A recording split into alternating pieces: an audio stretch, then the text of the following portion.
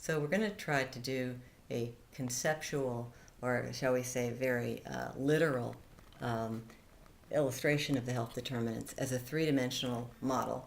If you hold your hand as though you're holding a small tennis ball, or a tennis ball, something like that, and on each of my fingers I have written the name, one of the determinants of health. We have here education, this one environment, which includes man-made as well as the natural environment. Here we have policy, which includes politics, legislation, rules, enforcement. And this little piggy is sociocultural, anthropology, psychology. And the last one in this particular set is biology, pathology, and the sort of anatomical and other sorts of embodied sciences. So it's important as we look at this to think that in the dimensions here at the bottom we have the individual level extending upwards to the larger cultural and collective levels, so that each of these has elements of individuals, individual education, as well as population education. And what we want to do is explore and begin to predict the interaction between these different determinants, and to start seeing what kinds of ways that they would move as a web or in interaction. So if we start to look at this like a web, a series of relationships that's defined in complex adaptive systems, that we start to see that there are interactions between every part of the system, and bidirectionality, certain characteristics that we read about. But if we just take common sense and say, okay, let's say this finger right here is money in economics, economic policy, that sort of thing.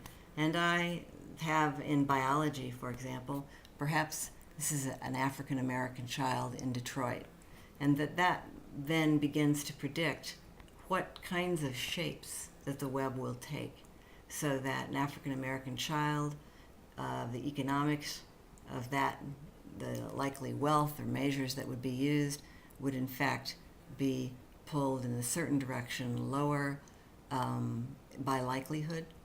That the policies, one would look at to see what are the influences of policies on the probability of education, safe work environments, that sort of thing. What is important is to recognize that there are relationships between the determinants that are very much more common than others, so that economics will tend to influence others in very predictable ways. And those are the ones that we want to see and start to say, okay, I can look at education, which has a direct dose effect, causative almost relationship with many other things related to health and occupation and socioeconomic status, and that there are many policies that will either support or not, and that we begin to start to make predictions about when a change happens from here with education,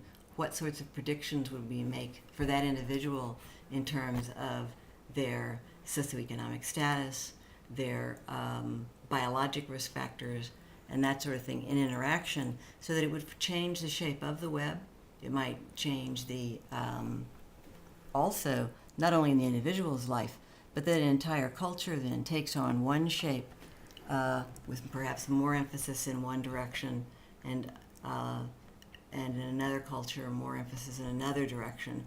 And these are not necessarily mathematical relationships, but start to realize that the forces being applied on the individual or on the community by different determinants are going to then be expressed in the ways that these determinants or influencing factors then play out in the society, which will influence health.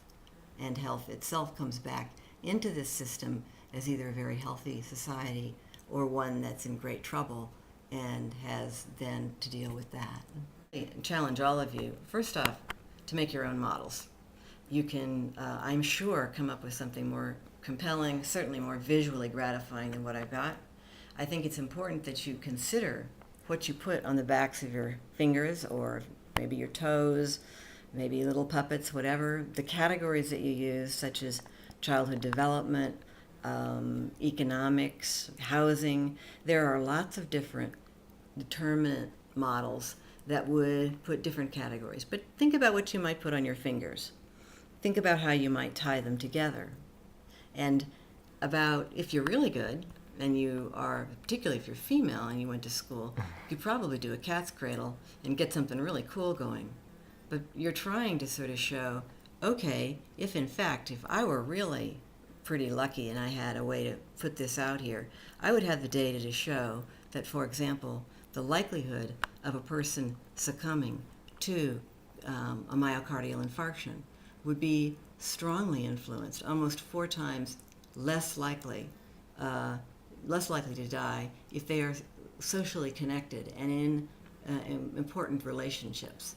And so that then configures that person's risk or protection. And similarly, other sorts of factors that are in relationship both within the individual and within the society. So, whether it's string and the kinds of connections you make between them so that you can start to say, well, if I pull on this one of education, I can start to understand that that's going to influence social class. It's going to influence the biology over time. It's going to influence access to health care. It's going to influence the perhaps the policies that are there, that sort of thing. And all of this is, as we've described it, in a larger context of the environment, such as, is this a desert in which this all occurs, or the Arctic? And what larger culture is this in?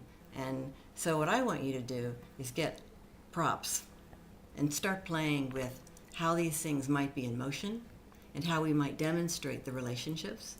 And not that you can reconfigure this or reproduce this, God forbid, but you would in fact begin to explain to your neighbor what's on your fingers, how they're connected, and how they move together.